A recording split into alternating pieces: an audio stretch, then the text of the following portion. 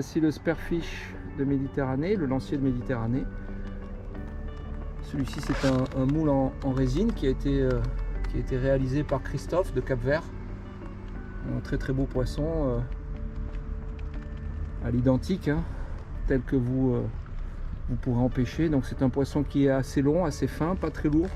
Le short bill, lui, a un rostre qui vient au niveau de la partie basse, même niveau. Tandis que le nôtre, méditerranéen atlantique, il est un peu plus long. C'est un poisson de 10-12 kg, pas plus. C'est un poisson qui est long et très étroit et donc très fragile. Il faut le manipuler avec précaution, il ne faut pas le mettre à bord du bateau, il faut absolument le marquer et le relâcher dans l'eau. Ce qu'il est important de savoir, c'est qu'il faut avoir ce type de gants, parce qu'avec ça c'est antidérapant. Et surtout on va pouvoir prendre le rostre. Ce qui est très important si vous devez vous saisir du rostre, c'est à la base du rostre, comme ceci. Jamais en pointe. Parce que si vous prenez la pointe, souvent il se casse à ce niveau-là. D'accord ? Donc on le prend vraiment à la base et on le tient fermement. Faites attention parce qu'il peut y avoir l'hameçon à proximité. Attention de ne pas vous blesser. Okay, donc une fois qu'on le tient comme ça, le second partenaire va apposer le tag. Le tag, il peut se présenter de deux façons. Si vous avez la place, vous êtes assez bas sur l'eau, notamment sur la plateforme, vous avez un petit applicateur comme ceci.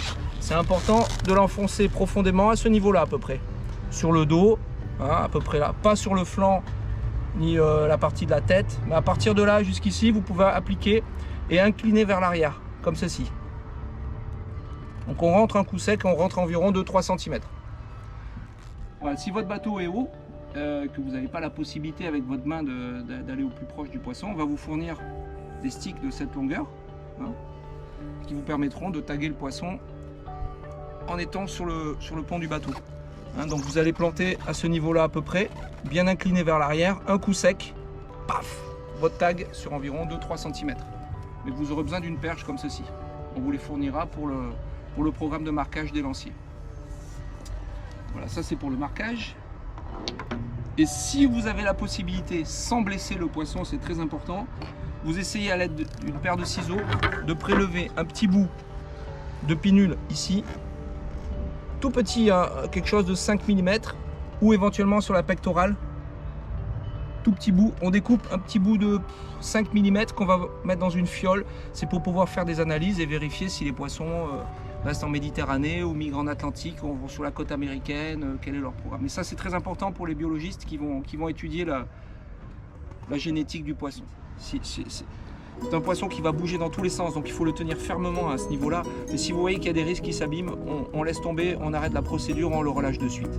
Donc dans ces cas-là, on retire l'hameçon qui va être par là à l'aide d'une pince, on retire ça très rapidement et on libère le poisson. On le fait partir dans le sens du courant. Votre applicateur, donc une fois que le tag est mis, le tag va rester dedans, comme ceci. Hein, au préalable, vous aurez pris le numéro, bien entendu, pour remplir la fiche et l'envoyer aux organisateurs. Vous n'aurez plus que cette partie qui va rester avec vous. Et là, vous remplissez la fiche à ce moment-là avec la longueur estimée, parce que là aussi, ça va être très difficile de le mesurer. Si vous y arrivez, tant mieux. Sinon, essayez de faire quelque chose d'approximatif. Si nous devons appliquer une balise satellite, ce sera le même principe. Hein. La balise va être appliquée ici, mais par contre, c'est quand même un petit peu plus lourd qu'un tag conventionnel. Hein, donc voilà le tag conventionnel. La balise fait à peu près un diamètre de 5 cm pour 10 cm de long. C'est un peu plus lourd, donc on la mettra sur un spécimen un peu plus grand que ça, parce que je pense que ça peut un petit peu gêner la nage du poisson. Voilà. Au moment de la relâche, on va essayer de le réoxygéner. Si on voit qu'il est un petit peu fatigué, s'il est vif, on peut le relâcher de suite. Si on voit qu'il est fatigué, on va toujours le tenir par le rostre. Dans l'axe, le bateau reste embrayé en avant, lente.